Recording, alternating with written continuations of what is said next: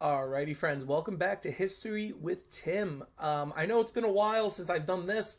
I've released at this point, it should be about 3 videos up until this one. Just quick to explain what's been going on. I got very sick this holiday season. As you guys know, for those of you that have been staying with me the whole time, I did travel up to New York by car, and I was severely sick during that. I got back from New York. I put one video up, which I believe was my Carolus Rex video, and then I kind of disappeared for 3 months. I was actually really sick, and I was really underplaying it a majority of the time, and then I ended up kind of getting debilitated at one point that I actually had to call my brother. And again, I live in a different state than my brother, and I had to tell him just because I was like, I kind of need someone to know if something's happening, especially because my roommate was away at the time. But I'm all well now. Everything's back. I'm trying to get back to commenting, making some content.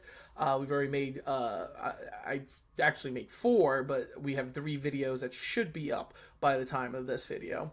I did 2 Shiloh videos. I did a video on PGT Beauregard, fascinating man, and this weekend a video on William Tecumseh Sherman will be up. But today we're going to be doing a tier maker. Now I haven't done a tier maker in a while. I know you guys actually like them, but last time I did a tier maker, you guys, a bunch of y'all came at me. Some of you really did not enjoy my royal family one that I did when the queen died, and a bunch of you did not enjoy my empire one, which I apologize for some of those. But today we're going to be doing one that I'm very knowledgeable in. Now, before I get into that, if you're new to the channel, let me introduce myself. My name is Tim. This is my history channel. What we do here is we do original content. We also do reaction videos. We do tier makers. We play games. I have a few gameplay videos. I get those are a little long for people. My gameplays are usually about an hour and a half or 2 hours long, so I completely get that some people don't want to watch that. But it's fun. I talk history during them. I do things like this, these tier makers, where I'll discuss things. And today what we're going to be doing, because as I said on my last post, we're going to be going back into the American Civil War. You guys love it. It's one of my favorite eras to study. You can see in my bookshelf behind me, right there, I have a bunch. Grant's head's popping out. But we're going to be doing a tier maker for American Civil War movies. Now, I need to get something established. This is just opinion. This is my opinion. I am going to be basing it off certain criteria. That doesn't mean I'm right. I in no way am a movie reviewer. I have no credentials for that. This is just, I'm a historian, and I'm looking at films that, in my opinion, I found 1, entertaining, 2, educational, and 3, realistic.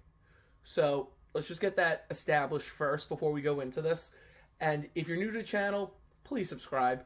I try to get content up as much as I can. Again, these past few months, I was very sick, and I had to catch up with work and everything because of that. But thank you all for joining me. Let's get into it. All right. Hi there, friends. Okay, so this is what we're going to do. Because as many of these as I have seen, I also haven't seen some of these. I'll be honest, and you guys probably going to hate me for saying this, not a big Western guy. So a bunch of these older ones with Clint Eastwood, I haven't seen them. Major Dundee I've seen. I don't really define that as a Western, though, so I'll add that. I chose this one because it honestly had most of the movies I actually watched growing up and enjoyed. Hampton's Legion I actually just recently watched. It's on Amazon. It was interesting, to say the least. But I also like, so this is how the tiers were going to be done. So you have Grant as A. So that's like up there. You have Meade, which if you're a fan of this channel, you know Meade's my favorite general. I mean, the painting above my bed. Then you have McClellan. This is where I disagree a little bit, because I don't think McClellan deserves to be the moderate, okay. Then you have Hooker, and then you have Burnside. I think honestly it should be Hooker, Burnside, McClellan. That's just me though. All right, so we're gonna do this. I'm gonna just choose at random. I'm gonna be honest here. Cold Mountain. That's gonna be an F for me. So what Cold Mountain really is, it's not really a war movie per se. It's kind of more like a kind of a Dear John in a weird way. So what it is you have Jude Law's character who he's fighting in the Confederate Army. The movie actually the only reason I kind of watch it is for the first 15 minutes of the movie, which is actually shown on the cover of the movie. It's about I believe his name's Inman. He's a laborer in this small town called Cold Mountain, and I believe it's South Carolina. So Inman is in the Confederate Army of Northern Virginia, and the movie begins at the siege of Petersburg. Not only at the siege of Petersburg, but it shows the Battle of the Crater, and it kind of shows an exaggerated version of the Battle of the Crater. Like, the crater was big, but this thing, this looks like a nuclear blast went off. So I disagree with that. But that's really the only part of the movie that I like. The rest of the movie, like, it shows the home front, but it shows the story of how, like, a lot of the home guard were abusing the civilians, which I'm not going to sit here and say didn't happen. It probably happened, but it was just, it was a very weird movie, and I personally wasn't a fan. Again, I only really liked the first 15 minutes of the movie, so there's that one. Let's see, what should we do next? I'm just going to put this here. Ken Burns' The Civil War. So that's actually not even like a movie, it's a documentary. But I will tell you this, if you are in the history community, like you like history and everything, every single one of you are putting Ken Burns' The Civil War at the top there. It's just masterly done. My brother often says how he doesn't even really like Ken Burns, but he loves his documentaries. The man knows how to make some documentaries. It's such a shame that we're in Gettysburg right now while I'm recording this. I'm recording this ahead of time, but when you're watching this, I'm already going to be in Gettysburg. Ken Burns is actually going to be in Gettysburg the weekend before. So it's a shame because it would have been nice it would have been cool to see him. But, yeah, I would put, it's, if you want to have a really good, showing of the Civil War in documentary form, something that'll keep your attention too, because it's not like one of these documentaries that you doze off watching. You're watching it the entire time, and it's a very well done documentary. I hate this because I love both Kevin Costner and Paxton, but Hatfields and McCoys. The thing is, you can definitely tell when they do the Civil War scene, crazy inaccuracies. You have the Union column coming forward, completely spread out.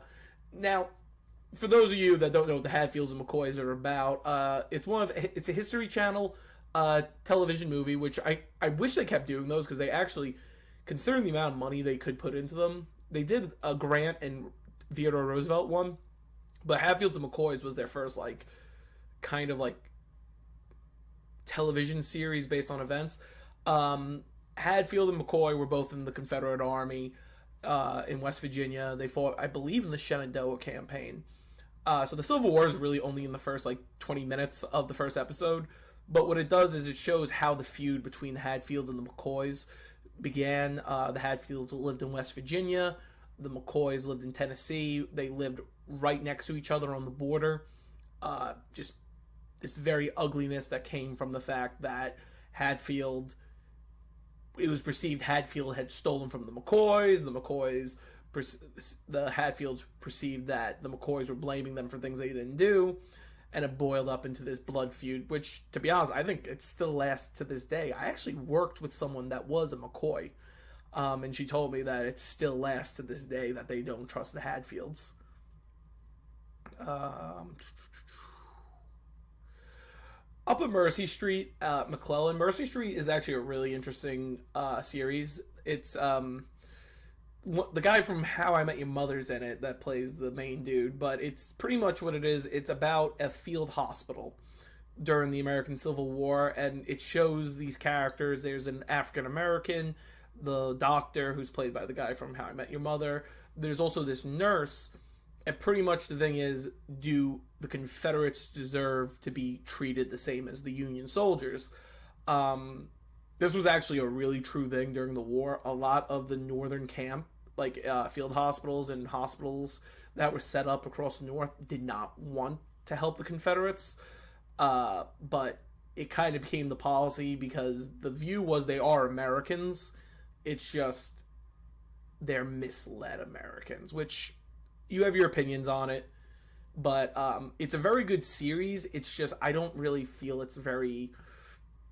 I think more could have gone into it production wise.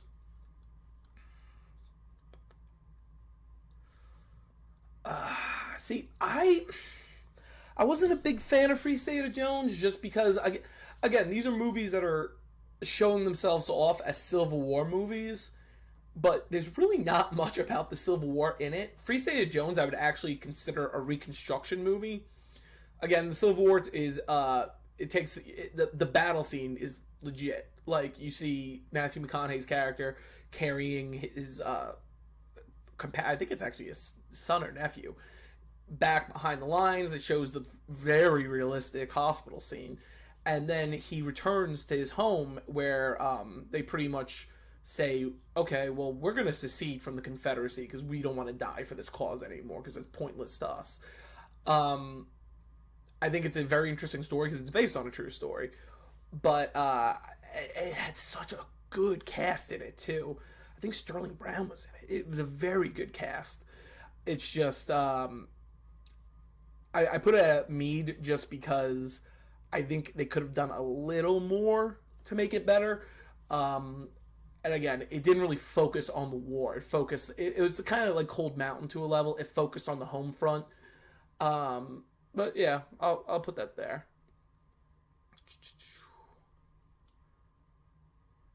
I'm just gonna do this.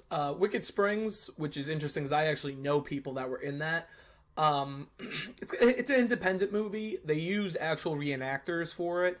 It's about four guys, I believe, during the Battle of Cold Harbor, who get separated from their regiments. There's these two Southerners. One's like this kind of compassionate guy. He's fighting for what he thinks is right and everything.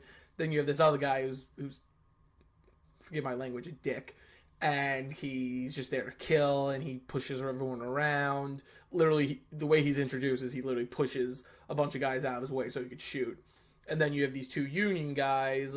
You have this older guy who's kind of just like, I want the war to end. I want to go home. And then it's this cool story about these two sides meeting each other, and like they have to survive during the night. I'm not going to give away the ending, but the ending is actually really sad. But the thing is, you can tell it's an independent movie. The reenactors do a really good job in it, but it's just you watch it and you know there's something wrong, so to speak. The Conspirator. So The Conspirator, again, it falls in that category of it's a Civil War movie, but it's not. So what The Conspirator is, it starts on April 14th. It's about the assassination of Abraham Lincoln with the Knights of the Golden Circle. We literally watch step by step as each man goes to do his thing. You know, we watch Booth enter Ford's Theater and sneak his way around to the presidential box. We see George Azerodt go to the hotel where he's going to shoot Johnson, but instead gets hammered because he gets nervous because of all the officers and everything around.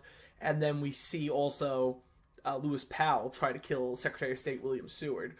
But we see it through the eyes of James McAvoy, who plays a Civil War soldier who works for the Maryland congressman, who then decides to have them defend one of the conspirators, Mary Surratt.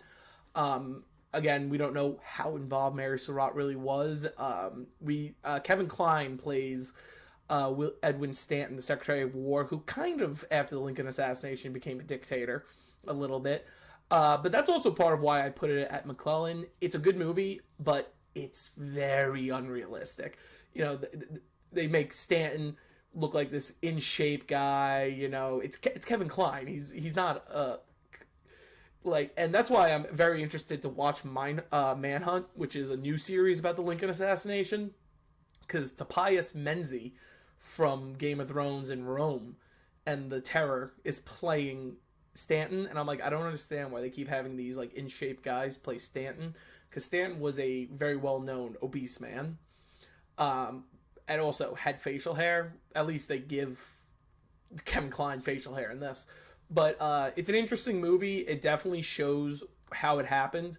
I believe this was made also by oh god, what's his name? This was one of the first Roger Stone, his production company. This was the first movie they made. It's okay. Again, it definitely needed some more work. They used on-site fortresses and stuff, but the thing is, if you use on-site fortresses, they're gonna look the way they look today and not the way they would have looked in the 1800s. So, but I'll put that. It's definitely worth a watch.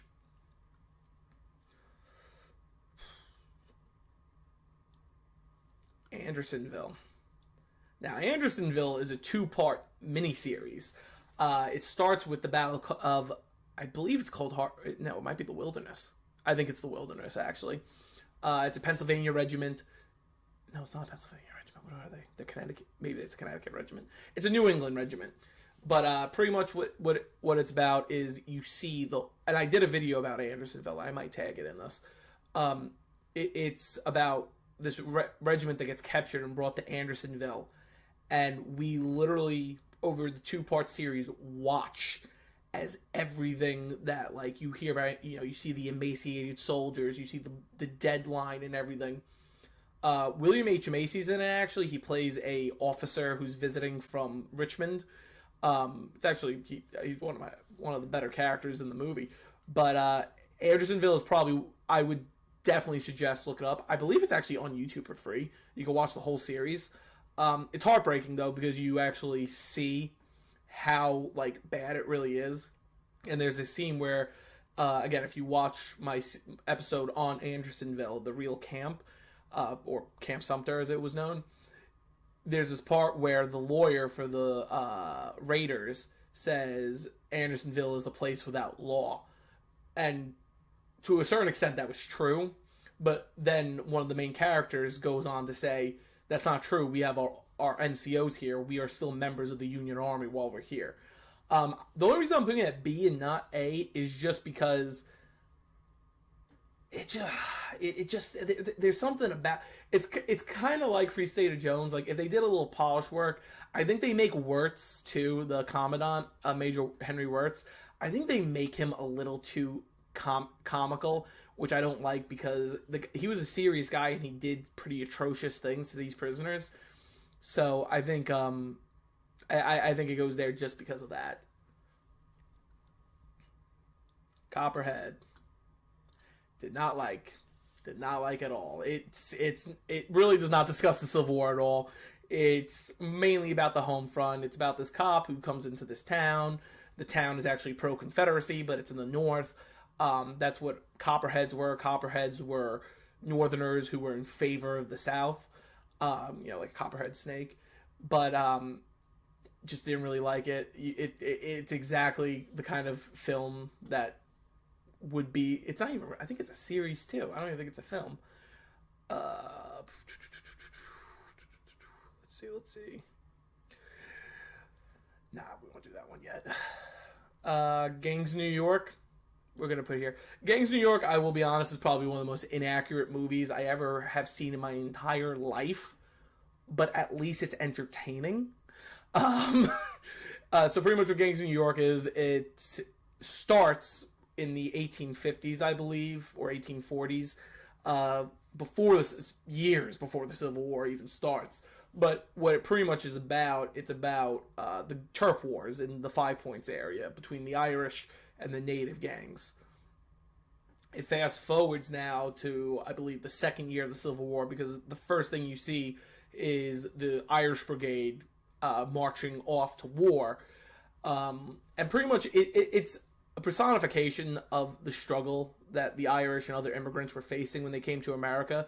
And there's this really sad scene in it where it's called Paddy's Lamentation. It's a song. And it's Leonardo DiCaprio. He plays this character named Amsterdam Fallon. And which is funny because I have family with that name. But he is walking on the docks, and you see federal soldiers on the docks as the immigrants are coming off ships. They're like, here, we'll give you food, we'll give you money, just join the army. And it kind of shows a rushed way of it happening, but they get uniforms, they get muskets, and they get put on ships. And there's this part where this guy goes, oh, where are we going? And they go, oh, I heard Virginia or Louisiana or something. And it's a sad scene because you really see what it was like for these guys that were coming off these boats and immediately being... And there's a line in the song, actually, of Paddy's Lamentation. It goes, when we get to Yankee land, they put a gun into our hand, saying, Paddy, you must go and fight for Lincoln. It's a really sad song, and it's an interesting movie. It's Martin Scorsese, too, so it's interesting that he hit it. It does take place during the Civil War, and the climax of the movie is actually the New York City draft riots, which is... It's done well, but the thing is, you can tell they're not actually, they know anything about the Civil War. The men who were sent to the New York City draft riots had actually just recently fought at Gettysburg. And in the movie, what they show are what kind of looks like fresh recruits in shell jackets, which by 1863, not many regiments would have been wearing shell jackets. But also, the firing stances are brutal. Brutal. But it's a good movie, and then, you do have U2 in it. They sing The Hands That Built America at the end of the movie, as you see New York City grow. But I put it down there just because it's very inaccurate. They weren't fire. There were artillery used during the draft riots, but the U.S. Navy was not brought in and bombarding the city the way it was shown in the movie. It actually shows how P.T. Barnum's, in The Greatest Showman, they make it look like it was a prejudice thing that caused the fire at the P.T. Barnum museum. It wasn't. It was the draft riots. They during the chaos of the riot, they lit the museum on fire.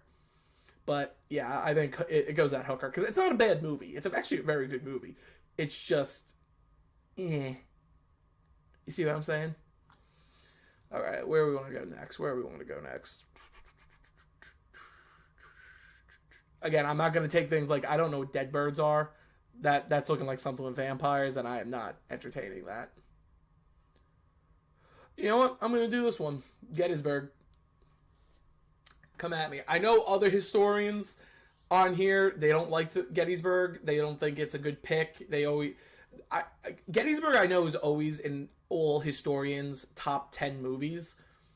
I know it's not in everyone's top 5 movie. Gettysburg is in my top 5.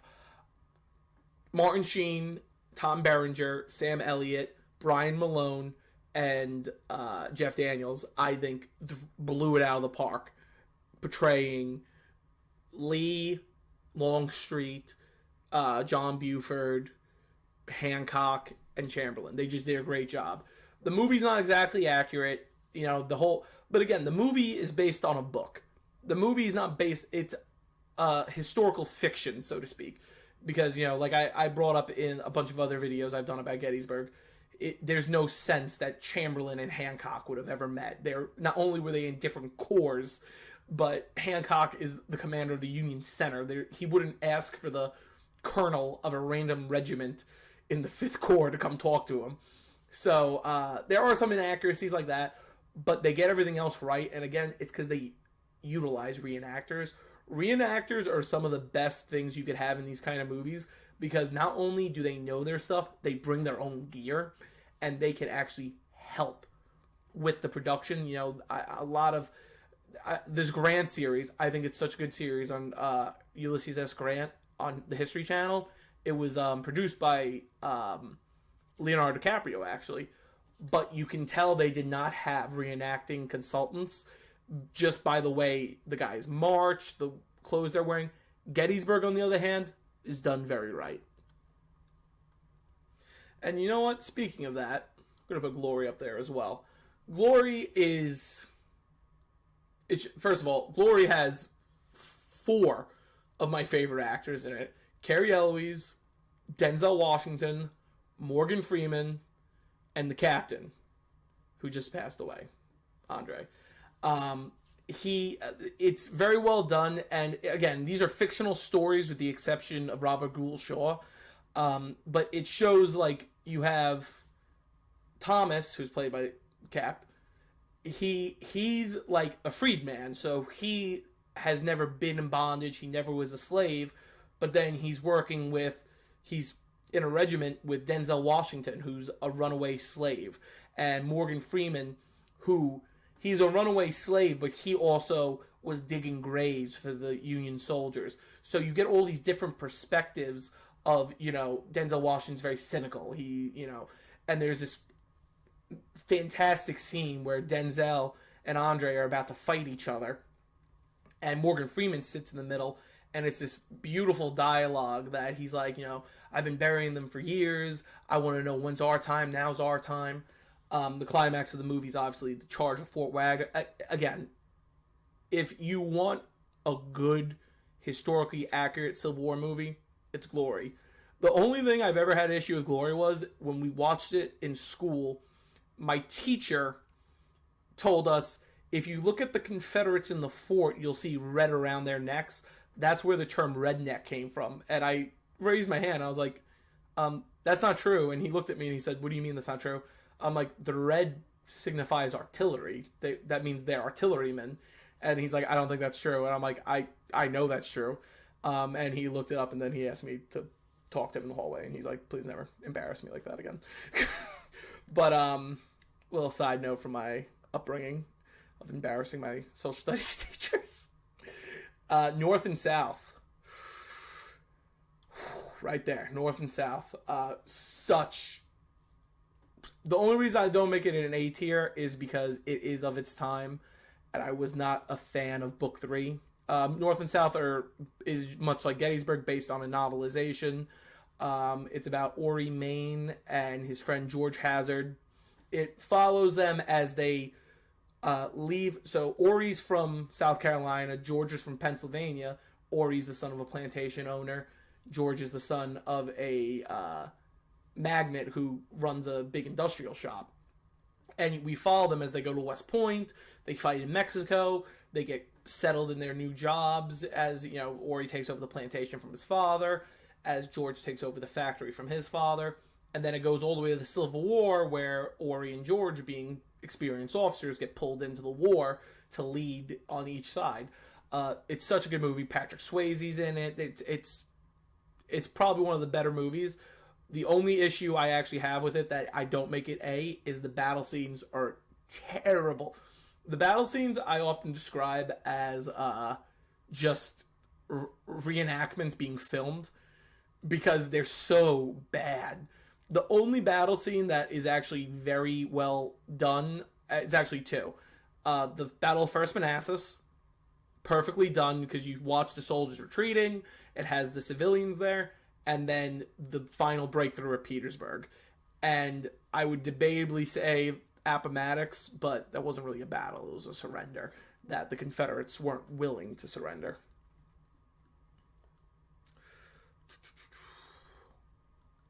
Field of Lost Shoes.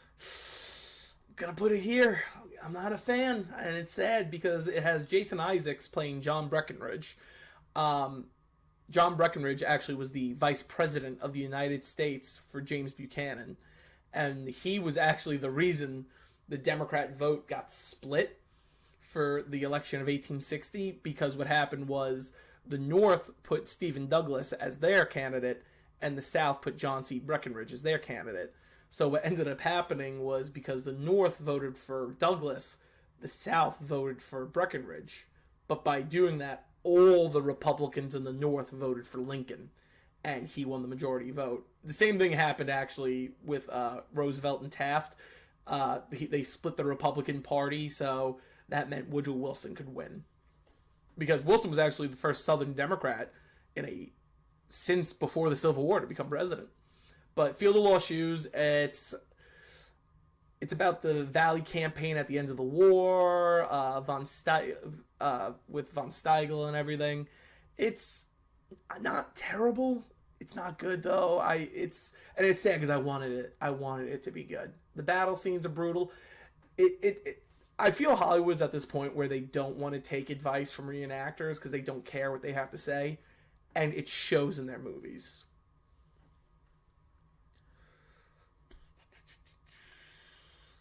Gotta put Hampton's Legion right here. Again, it's Hampton was it's an Amazon movie. It's a quick. It's like that movie they made about John Lawrence. It's not the best. We'll do Gods and Generals. I'll put it here because I know this is one that divides the historical community. A lot of people dub this Southern propaganda. I don't think it's really Southern propaganda. Again, much like Gettysburg, Gods and Generals is based on a book, Jeff Shara's book, Gods and Generals, and there was supposed to be a third movie called The Last Full Measure, which is based on the last book in the series. But the biggest issue with Gods and Generals, as I see it, is the fact that it tries to cover 2 years in it, where Gettysburg was good because Gettysburg's 3 days. It's a very blunt storyline. And not only was it 3 days, it's like a 4-hour movie. So it's covering 3 days in 4 hours. So that makes sense. Gods and Generals is 4 hours, but it's trying to cover 2 years. You know, it starts with Lee going to Preston Blair's house near the White House and being told Lincoln wants you to lead the army. And then it ends with Stonewall Jackson's funeral at VMI. So it's trying to cover a lot in a short period, and it's really sad because Robert Duvall plays Robert E. Lee, looks just like him. And I actually found out Duvall's related to Lee, which I thought was fascinating. But and they brought back a lot of the actors from Gettysburg. Stephen Lang came back, but Stephen Lang doesn't play Pickett. He plays Stonewall Jackson. A bunch of the subordinate officers, the guy who plays Major Taylor's there. He's playing Major Taylor again. C. Thomas Howell and Jeff Daniels are back as Thomas and Joshua Chamberlain. Brian Malone, love Brian. If Brian ever watches this, I want him to know I love him as Hancock. He plays Hancock. The issue is, I think they overloaded with CGI, and whereas Gettysburg was a little more even with what sides were being shown, Gods and Generals kind of does curve a little more towards the Confederates, but at the same time the Confederates were winning up to that point. Like, the big climax of it is the Battle of Chancellorsville, but again, that's also where I talk about the CGI, because when you're watching the advances of the different divisions, it's literally just the same guys with different CGI flags on. And again, they used reenactors for it, but it could have been done a lot better. And again, there were some choices made with the African American like representation in it. You know, in Gettysburg, they make a subtle nod towards it when the 20th Maine come upon a runaway. But in this, they kind of went a weird route. It was a weird route to go about it. But I'm not going to say it was a terrible movie, because I think the battle scenes are very good, especially if you have the extended edition, because Antietam is in that one. I think that actually has some of the coolest scenes in the movie. But yeah, that's probably where we're going to have to put that one. Major Dundee. Now, Major Dundee, what a movie. You got Charlton Heston. You got Richard Harris. For those of you that don't know who Richard Harris is, he's Dumbledore in the first Harry Potter movie, or Marcus Aurelius in Gladiator. You have James Coburn. You have a crazy cast in this movie. So what it's about is actually, it's about Major Dundee. He's been transferred from the East to the West because of things he did during the Gettysburg campaign. And he's in charge of a prison camp for Confederates in the West. Now, pretty much what happens is the Apache have kidnapped a bunch of settlers' children. And instead of taking his command to pursue them, he splits his command in half and decides to take Confederates with him. Only volunteers. Richard Harris is the Confederate officer who actually gets him the volunteers to go with him into Apache territory. Pretty much what happens, though, is they end up chasing the Apache into Mexico. Now, for those of you that don't know, during the American Civil War, Mexico was being occupied by the Second French Empire. So that's why I put it at B, because it's a great movie, great stunts for its time, great detail to uniforms, great acting. Oh my God, Richard Harris is so good in it. And so is Charlton Heston. My family would quote this movie all the time. But it's not realistic. There was no way a cavalry unit of either Union or Confederate were going to march into into Mexico and take on the French army. You know, there's a scene where literally they're sending the French Foreign Legion, French irregulars, Lancers, and the big final battle scene in the movie is them taking on French Lancers on the Rio Grande. That would have never happened, but it's a very good movie other than that. Oh, and they actually have black infantrymen who turn to cavalrymen who serve with everyone. It's a really good movie, honestly. The Good Lord Bird. You know what? I'm gonna put that here too. So what The Good Lord Bird is it's about John Brown. It's about pretty much all the events up to him seizing Harper's Ferry. Ethan Hawke plays John Brown. I think Daveed Diggs plays Frederick Douglass. It's actually a really good movie. It's just really funny. It brings humor to the situation. I kind of say it's kind of like Death of Stalin, but it's not, because that actually is how John Brown was. John Brown was saying prayers as they took him to get hung. It's a very good movie, a very good series. It's a series, not a movie. But I definitely would put that at meat tier. And I'm sorry if I'm rushing these a little bit, because now this video is going long now. And I'm not going to be doing much more of these. Lincoln. I'm going to put Lincoln here too. Yeah, I think that's probably going to shock a few of you. Lincoln is good.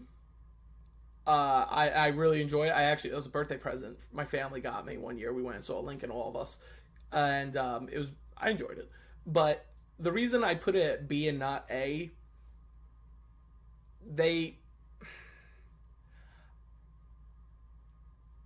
I don't enjoy the way they perceive. They don't actually show the war. They show the aftermath, which I think is very good too, because you want to see what happened. When he's riding around the Petersburg, viewing everything in Petersburg, and he takes his hat off to pay respect as he's passing the guy who took a canister to his chest and half his body's gone. It's well done for the political. It's kind of, I honestly think it's more of a political movie than a war movie. I think Richard Harris' son, considering he is a redheaded guy, he played Grant and he did such a good job. Grant has Grant is a brunette, very clearly, as we know. But there's this great scene where they show the Appomattox surrender, and he does it so well when he takes his hat off for Lee and everything. Because that's the funniest thing about Appomattox is Lee kind of went in there super reluctant and didn't care, and Grant was being very kind and everything, and with his gestures. So that's where I leave that. And I'm going to do this one as my last one, just because a lot of these are Westerns, and I'm not doing the dog one. And I think that's vampires. And I know this is going to upset some of you. I've never seen Dances with Wolves. I know. So, The Blue and the Gray. Simply put, it's a television movie. It's okay. It's not bad. It's the history. What it does is it tells different stories from the war. But again, it's a television series. You can tell it is. Not much thought, I think, was put into it outside the main characters. But overall, I think it was pretty good. But yeah, so that is my tier maker as it is. And how many we have left here at the bottom? Okay, so of them, there's 10 left that I haven't seen. Which, again, we weren't country. We weren't a Western family. We watched like Horse Soldier, which I'm shocked that's not on here. That's a really good movie, but that's also a fiction too. But yeah, that is my tier maker for Civil War movies. All right, friends, and that's it for today. Thank you for watching. Again, these are opinions. Nothing I'm doing. It's not gonna. If you disagree, comment. If you actually know what any of those other movies were, definitely comment. Especially that weird bird one. I don't. It looked like vampires, and I'm just happy Abraham Lincoln Vampire Hunter wasn't on this list. But thank you for joining me today. I hope you enjoyed. We're going to have a sweet podcast out tomorrow discussing the Battle of Gettysburg. Thank you all for joining. Again, if you enjoyed what you saw, or if you didn't, please like, share, and comment. Please, please, if you are returning to the channel or you're new to the channel, subscribe. We are constantly growing. Even in my absence, we went up 30 subscribers, which is insane. That's 10 people a month I was gone. Thank you again, everyone, for your support, and we will see you in the next one.